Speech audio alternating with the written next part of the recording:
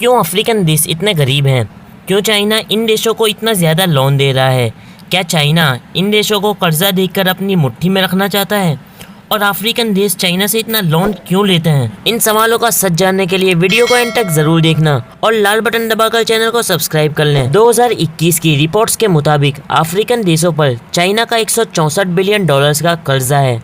African महाद्वीप में कुल 54 देश हैं।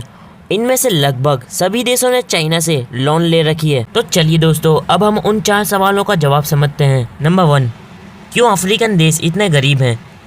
जब अफ्रीकन देश यूरोपियन और ब्रिटिश से आज़ाद हुए तब इन देशों के पास गोल्ड, यूरेनियम, कॉपर जैसे सॉलिड्स और नेचुरल गैस बहुत ही ज़्यादा थी और अभी भी हैं। लेकिन इन देशों के पॉलिटिशियंस बहुत ही ज़्यादा करप्ट थे, जो दूसरे देशों की कंपनीज को माइंस और प्रोजेक्ट्स करने के बदले अपनी जेब भी भर लिया करते थे।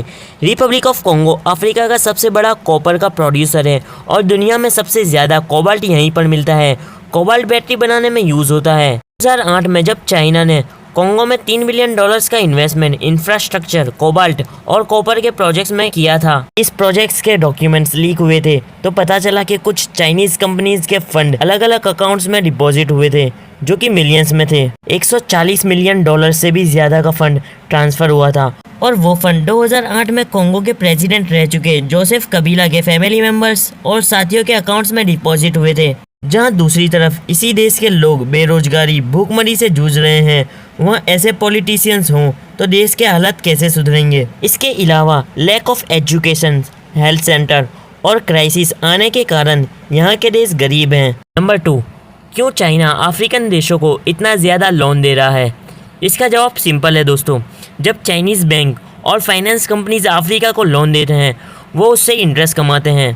इसके अलावा चाइना अफ्रीका को सस्ते दामों में चीज़ों को इंपोर्ट करता है, जिसके बदले चाइना अफ्रीकन देशों से crude oil, iron, cotton, diamond जैसी रिसोर्सेज इंपोर्ट कराता है। क्या चाइना लोन देकर अफ्रीकन देशों को अपनी मुट्ठी में रखना चाहता है? यूरोप, यूएस और बाकी देशों के मुकाबले भले ही अफ्रीकन देशों पर चाइना का कर्जा ज़्यादा हो, लेकिन इतना भी नहीं है कि चाइना इन देशों को अपनी मुट्ठी में रख सके। 10 या 5% डेप्ट होने की वजह से कोई देश दूसरे देश को कंट्रोल नहीं कर सकता। चाइना ने कुल 100% लोन में से 66% लोन इन 10 अफ्रीकन देशों को दे रखी है। चाइना सिर्फ इन देशों से फ़ायदा ले सकता है, लेकिन इन्हें कंट्रोल नहीं कर सकता। नंबर 4, क्यों अफ्रीकन देश चाइना से लोन लेते हैं? इसका जवाब जानने के लिए हमें इतिहास के पन्नों में झांकना पड़ेगा। 1950 से 1970 में जब अफ्रीकन देश यूरोप और ब्रिटिश देश से आज़ाद हुए थे, वहाँ यूएस और यूरोप की कंपनीज इंफ्रास्ट्रक्चर्स बना रही थी, लेकिन उन कंपनीज ने अफ्रीका में प्रोजेक्ट्स धीरे धीरे रोक दिए। यूएस और यूरोप के पीछे हटने की वजह से IMF यानी कि इंटरनेशनल मॉनिटरी फंड और वर्ल्ड बैंक ने भी फंड करना रोक दिया था। इसके बाद चाइना की गेम शुरू होती है। 1970s में चाइना अफ्रीका में एंटर करती है और जाम्बिया और कपीरी के बीच रेलवे बनाती है, जिससे कॉपर, कोबाल्ट जैसे सॉलिड्स ट्रांसपोर्ट कर सकें। उस दिन से अफ्रीकन देश चाइना से लोन ले रहे हैं और चाइना इन देशों में इन्वेस्ट कर रहा है।